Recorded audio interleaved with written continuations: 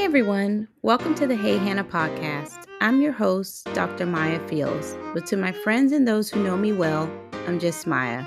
I'm a higher education administrator, a mother, and a wife of 14 amazing years. But above all, I'm a Christ follower. This podcast is a special platform created to honor the memory of my beloved daughter, Hannah. It's here that I have the chance to have the conversations that I never got to have with her, to share the wisdom and love I wish I could have passed on. It's a reminder to cherish the precious moments we're given and a testament to the power of healing, hope, and personal growth. If you're someone who's seeking personal growth, inspiration, and practical advice to build a solid foundation for a successful and fulfilling life, this is a place for you. Join me as we honor Hannah's memory together. Laugh, cry, and learn. Get ready for a podcast that is so much more than you could ever imagine. The Hey Hannah podcast, healing hearts, one conversation at a time.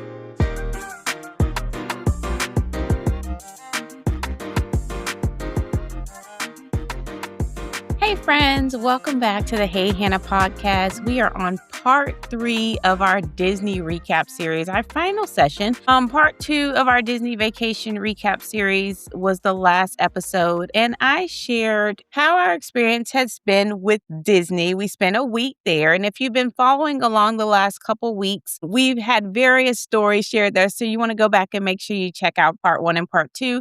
In episode 1, I shared our resort experience at Disney Boardwalk Inn and my honest review of the Disney dining plan, how it worked for us. In episode 2, we talked about the parks, our favorite rides, dining experiences, and the moments that made the trip very special for us. And today, I want to wrap up the series by sharing something I think will be most helpful. I would say the most helpful episode of all. I'm sharing the things I'd absolutely do again and the things I do differently next time. You know, hindsight is always 2020. Some Disney hacks we learned along the way. And to finish things off, I'm giving out our family's Disney MVP award. So you want to make sure that you stay tuned for that. So if you're planning a Disney vacation or just dreaming about one someday, I hope this episode helps you make your trip planning a little bit easier and a lot more magical. So let's just jump right in. Now, 5 things I'd absolutely do again. The first thing is I'd absolutely stay on Disney property again. I know there's all kind of hacks for saving money, how you can stay off at some really nice hotels that are really, really close to Disney. You don't have to feel like you're traveling far. I get all those things, but I am a fan of staying on Disney property. And I'll tell you why. It's not always the cheapest option, but believe me, there are some incredible off-property resorts. Absolutely get that. That can save you a lot of money. But if your budget allows it, I still think staying on property completely changes the experience for you. And there's just a lot of magic there. For us, Boardwalk Inn was incredible. Being able to walk to Epcot, having access to the boats, taking the Skyliner, walking around the boardwalk at night, swimming until 11 o'clock. Those weren't just conveniences. They become part of the vacation. All of that is built into the trips and built into the memories. And one morning, we walked downstairs to head to the park, and we saw Donald Duck right there in the lobby, greeting guests, playing around. The unexpected moment became one of our favorite, memories of the entire trip. You simply can't plan moments like that. And I think right then, I actually told my husband that kind of sealed the deal for me for staying on property. If you're going to Disney, you're already spending a ton anyway, and it's all about the magic and creating the experiences. That was the ultimate experience, and it's something that can only take place at the Disney property. So, for that, amongst many other things, I am a fan of staying on property if you are able to. Number 2, use a Disney travel planner. Disney has become so much more complicated than it used to be. There's lightning lanes, dining reservations, transportation, special events, resort choices. There are so many decisions. It can be very overwhelming. And honestly, I think it's probably one of the reasons that we did not tackle Disney as a family trip a lot sooner. It just seems like so many options, so many choices, too many things to decide, too many things to look through. Forget it, push it off another year. but use a travel planner. Having someone that guides you really through the planning process took so much stress off of our shoulders. And the best part, it does not cost you anything extra. I think you automatically assume, like, oh my goodness, someone's going to help me dig through all this. It's going to cost me a lot of money. It costs you no extra. Use the planner. They are an expert in planning these Disney vacations and other vacations. Use their expertise to really help you kind of sort through those things. And it's not as overwhelming. If you're planning your first Disney vacation, I highly recommend working with someone who knows Disney inside and out. Our particular trip, we used Jennifer with A Pair of Ears Travel.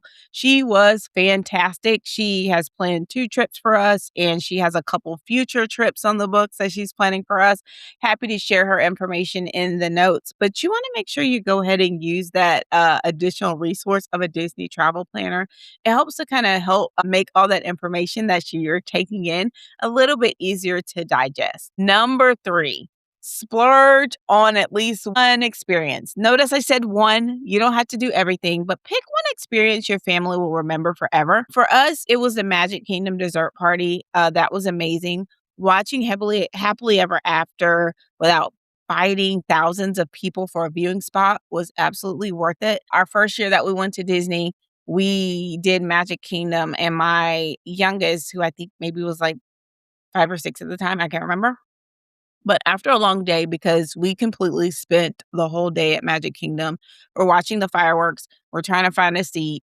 It's just kind of all packed and people are everywhere, and I completely get it. It's a bunch of madness. But as we're walking back, at this point, I think we stayed in Contemporary, so we had a private entrance, so we could just walk right back to Contemporary. And my youngest said, "Mommy, my feet don't work anymore." He was just exhausted. So it was really cool to go from that one year to the next year, booking the Magic Kingdom dessert party. We had seats, there was no exhaustion, we're eating, we're watching the fireworks. We're really able to just enjoy that full experience. It was a huge difference, but a great memory, of course. And that's what we're all about, especially with this trip, is creating memories. So if you can do that, do at least one experience. Character dining can also be that splurge. We did a few character dining options in both of our stays. All of them, I would say, are amazing, and it's just kind of that sugar or cherry on top, for sure. Maybe it's Bibbidi Boppity Boutique for you. I've seen several videos of the boutique. Seems like a wonderful experience. But whatever it is, choose one thing that becomes the memory everyone talks about years later. Number 4, buy the refillable popcorn bucket. I cannot tell you, like, this popcorn bucket is worth its weight in gold. We literally have refilled it so many times. This may honestly be one of the best values at Disney, in my opinion. We filled our popcorn buckets literally countless times. Like, I can't even count. I don't even remember anymore. Don't forget. Please don't forget to do that. And Epcot has the maple popcorn. So that's a cool little thing you can look for. And Hollywood Studios has the blue popcorn, which I mentioned in a previous episode, in Galaxy's Edge. If your family loves popcorn like ours does, we eat popcorn a lot, you'll definitely get your money's worth. You buy the bucket one time, you can refill it as much as you want, and it's not a lot to refill it. I think it's like $2 or $3. And there's carts all around the parks. We brought it one year, and then we brought the popcorn back the following year and used it to refill, hooked it on our bag. It was an easy snack that we enjoyed all day. Number 5, build resort time into your schedule. This can be very easy to forget because Disney has so many options again. So it's easy to forget, oh, I'm actually staying at this wonderful resort and there's so many things that I can take advantage of. Your resort has a schedule of events that are happening. So, for example, at our resorts, they had s'mores times, they had outdoor activities. There was a outdoor movie viewing with like a excuse me, a very large screen and activities and things for the kids to do. Make sure you build that time into your schedule. Not every magical moment is going to happen inside the park. Some of our favorite memories happen back at the resort. Swimming, walking the boardwalk, watching street performers, eating ice cream together. Boardwalk actually has the famous cake bake shop right there on Boardwalk. So that was amazing to be able to take advantage of that. Sometimes slowing down is exactly what your family needs. So don't forget to build that time into your schedule. Now, 5 things I do differently next time. Now, let's talk about what I changed. I would skip the dining plan. I said this before, I'll go back into it again. Nothing against the dining plan. This one actually surprised me. I really wanted to love the Disney dining plan. I love the idea of prepaying for the meals and having everything feel almost all inclusive. But for our family, it just wasn't worth it. And maybe for your family, it's going to be great. But for ours, it just was not worth it. We came home with 7 unused quick service meals, and it wasn't just us. What we found, even on one of the days I'm at Boardwalk, there was a lady at the register, and she's like, "Can I pay for your meals? I have all these unused credits." So it's not just a one family thing. Like, this is the thing where some families, just depending on the plan you get, you don't end up using it all. It just wasn't worth it for us. We came home with 7 unused quick service meal credits. That's money that could have been spent somewhere where else. Would I ever buy it again? Maybe. I don't know. Never say never. But only if I knew we actually use every credit. And partially, we probably could have planned the credits out a little bit better. But then that becomes another task. And I'm on vacation. I didn't want another task. Looking at it immediately, it just wasn't something that was really beneficial for us. I remember also that every park doesn't need the same amount of time. So this again is on my list of things I do differently. One thing I learned is that every Disney park doesn't have to be treated equally. For our family, Hollywood Studios wasn't an all-day park. We loved it. It's great, but after doing our favorite ride, seeing characters and enjoying dinner, we felt like we had experienced everything we wanted. Next time I'd either plan a shorter day there or use that extra time enjoying the resort. The third thing is I'd worry less about doing everything. Disney has a funny way of making you feel like you have to maximize every minute. I don't know if it's all the magic and the pixie dust, but you don't. The truth is, you'll never do everything. And that's okay. There's always something else to do. Choose your priorities. Everything else is just going to be a bonus. Now, my other thing that I'd add to the list of things that I would do differently is I would be more flexible with the weather. So you get an email about a week, maybe a couple days or so before your trip is actually taking place. And it shows you a forecast in the email of what the weather is going to be like during your stay. When I got our email, we had a week of rain coming up, but it's Disney. You already planned it. You can't just cancel the trip. So what do? You make the best of it. Be more flexible with weather. Florida weather changes really fast. We had to plan to stay for the fireworks and at home at Hollywood Studios. That was our initial plan, but heavy rain had other plans and it got really heavy. Instead of getting frustrated, we simply adjusted. Sometimes flexibility is the best Disney strategy. I tell my boys, and I say this all the time, one of the best life skills that you'll learn, just a random life lesson that I'll throw in here, and I've said several times before, is the ability to pivot. The people who are successful, the people who make it, have the ability to pivot quickly and pivot well. Boy, are you going to get some practice with this at Disney. So just be flexible with your strategy. Everything isn't set in stone. And if the weather changes, you'll still be prepared to make the best of it. Now, the last thing I'll add on my things I do differently is I take even more videos. Now, I am a picture person. I take all the pictures. I love pictures and videos and keeping all the memories. Pictures are wonderful. I brought the memory maker, so I'm getting a ton of those pictures while I'm there, and I'm taking pictures on my phone. But hearing your kids laughing, watching them dance, seeing those reactions, those little videos have become some of my favorite memories. And while we love a good still image with a picture, those moments are only captured by video. So I take even more videos. Take more videos than you think you need. You'll never regret having them.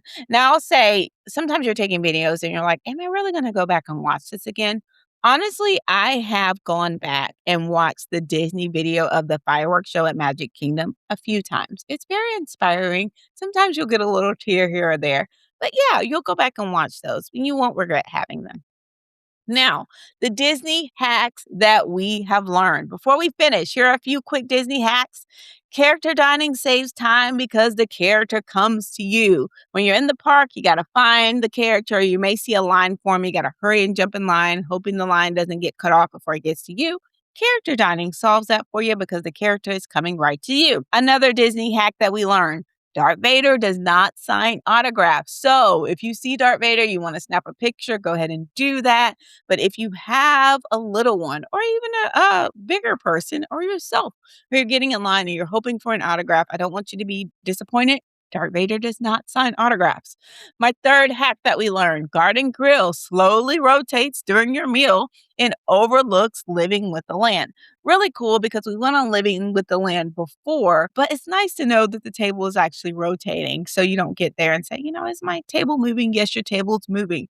Garden grill slowly rotates the entire time. Maple popcorn is only available at Epcot. Another Disney hack that we learned, and a tasty Disney hack because I really enjoyed the maple popcorn. My next Disney hack that we learned, blue popcorn can be found in Galaxy's Edge. Another fun little snack option and something kind of to look forward to if you're making yourself a little list of things to find while you're out and about. And my next hack, if you're staying at Boardwalk, take advantage of walking to Epcot whenever you can. So cool, easy to get out of the park very quickly, and it's such a short walk. My last hack, leave room in your suitcase if you're planning to actually do some shopping.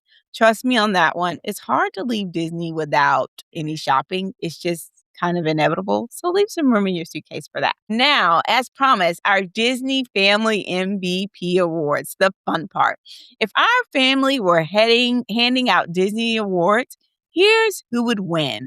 Our best resort is Boardwalk Inn. We absolutely love Boardwalk. Our best thrill ride is Guardians of the Galaxy Cosmic Rewind. We are a take advantage of all the rides family. It is not something that I particularly would choose to do, but all the boys, husband included, love the rides. So I, in turn, end up getting on these rides. And I loved Guardians of the Galaxy as well. A very close second for us is the Rock and Roller Coaster. Now, the best family ride award would go to Mickey and Minnie's Runaway Railway. Just the cutest little ride. I love all the pieces of it kind of pull you into the story before you actually get into the ride. It's a full experience. I talked about that, I think, on part 2, if you want to go back and hear a little bit more about that ride. But Mickey and Minnie's Runaway Railway would be best family ride for us. Best character meal was Garden Grill. We have done a ton of character meals, I would say. We love to take advantage of those, but Garden Grill was very, very fun and unique for us. We enjoyed it a lot. The best snack for us is, I already mentioned, you kind of already have a hint at this. We love popcorn, just period. So the maple popcorn at Epcot was a really good treat for us, especially when it's warm. So maple popcorn at Epcot wins the best snack experience. The best quick service meal is the Ronto wrap. The Ronto wrap I talked about in an episode before. What I love about this is it's so unique, and it's kind of one of those things where, like, when I go to Disney, I get to have this snack. So that's one of the things I really loved about the Ronto wrap. The best splurge is the Magic Kingdom dessert party. Again, if you could do this, please do it. There was just a spread of desserts for all the parks. So they're labeled Epcot, and these are the desserts in Animal Kingdom, and so on and so forth. There's drinks, there's all different kinds of snacks. It's all you can eat. Very nice spread. And you go and eat and have your snacks, and then you get to sit in a chair in comfort and space and peace and enjoy the Magic Kingdom fireworks show. My best shopping find was the Disney Birkin bag. I talked about this before. It's a lot of fun. It's great, great quality, but it was so fun to find that bag. And my most magical moment was walking into the boardwalk lobby on our way to the park and unexpectedly seeing Donald Duck waiting to greet guests. This, by far, is the most magical moment and would win the award from our family.